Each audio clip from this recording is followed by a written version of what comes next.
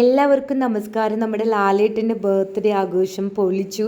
Big ബോസിൽ ശരിക്കും ഹോട്ട്സ്റ്റാറിൻ്റെയും അതുപോലെ ഏഷ്യനെറ്റിൻ്റെയും ഹെഡുകൾ വന്നിരുന്നു. അതുപോലെ നമ്മുടെ രഞ്ജിനി ഹരിദാസാണ് എത്തിയിരിക്കുന്നത്. നമുക്കറിയാം രഞ്ജിനിയുടെ അവതാരികയിൽ നമുക്ക് ഇന്നും രഞ്ജിനി വെല്ലാൻ ആരുമില്ല. നല്ല രീതിയിലുള്ള അവതരണം നമ്മുടെ ലാലേട്ടൻ്റെ ഇതുവരെയുള്ള ബിഗ് ബോസിലെ എല്ലാ കാര്യങ്ങളും, അതായത് ഇതുവരെ വന്ന എല്ലാ സീസൺസിലെയും നല്ല ക്ലിപ്സ് കാണിച്ചു. അതുപോലെ വലിയൊരു മാല ലാലേട്ടൻ അണിയിച്ചു. പിന്നെ ലാലേട്ടനെ ആദരിച്ചു. പിന്നെ ലാലേട്ടൻ്റെ ബർത്ത്ഡേക്ക് കേക്ക് മുറിച്ചു. അങ്ങനെ നമ്മുടെ വിജയ് യേശുദാസ് ലാലേട്ടൻ്റെ എല്ലാ സിനിമകളിലൂടെയും കടന്നു പോകുന്ന അദ്ദേഹത്തിൻ്റെ എല്ലാ ഏറ്റവും കുറച്ച് ഫേവറേറ്റ് പാട്ടുകൾ എടുത്തിട്ട് ഒരു ചെയിൻ സോങ്സ് പാടിയിട്ടുണ്ടായിരുന്നു.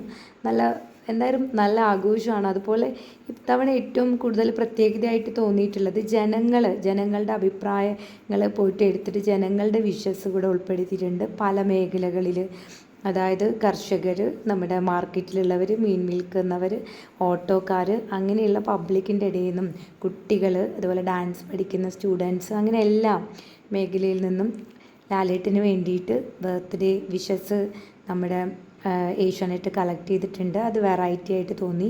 അതേപോലെ നമുക്കറിയാം നമ്മുടെ അഹങ്കാരമാണ് ലാലേട്ടൻ എന്ന് പറയുന്നത്. കേരളത്തിൻ്റെ എല്ലാവരുടെയും കൂടെ ലാലേട്ടനാണ്. അപ്പോൾ നല്ലൊരു ബർത്ത്ഡേ സെലിബ്രേഷനായിരുന്നു ഇത്. ശരിക്കും ബിഗ് ബോസ് കൊടുക്കുന്ന ഏറ്റവും നല്ല വലിയൊരു സർപ്രൈസ് തന്നെയാണ്. നമുക്ക് ഇതുവരെയും ഹൗസിലെ ആളുകളെ കണ്ടിട്ടില്ല, ഹൗസിലേക്ക് പോയിട്ടില്ല. ഇപ്പോഴും ബർത്ത്ഡേ ആഘോഷങ്ങൾ ഇതുവരെയും കഴിഞ്ഞിട്ടില്ല. ഇപ്പോൾ ഒരു ബ്രേക്കാണ്. ഇത് കഴിഞ്ഞിട്ടായിരിക്കും ഇനി ഹൗസിനുള്ളിലേക്ക് പോകുന്നുണ്ടാവാം. അപ്പോൾ നമുക്ക് എന്തായാലും ഇനി എന്തൊക്കെയാണ്, ഇനി വേറെ കൂടുതൽ എന്തെങ്കിലും സർപ്രൈസുകൾ പിന്നെ ഏഷ്യനെറ്റ് ഒരുക്കിയിട്ടുണ്ടോ, അത് എത്രമാത്രമാണോ, ഇനി ഹൗസിലേക്ക് പോയിട്ട് ഹൗസ് മേറ്റ്സിൻ്റെ പെർഫോമൻസ് ആയിരിക്കും എന്നാണ് തോന്നുന്നത്. അപ്പോൾ എല്ലാവർക്കും പിന്നെ നല്ലൊരു എപ്പിസോഡ് ആശംസിക്കുന്നു. എല്ലാവരും കാണാം.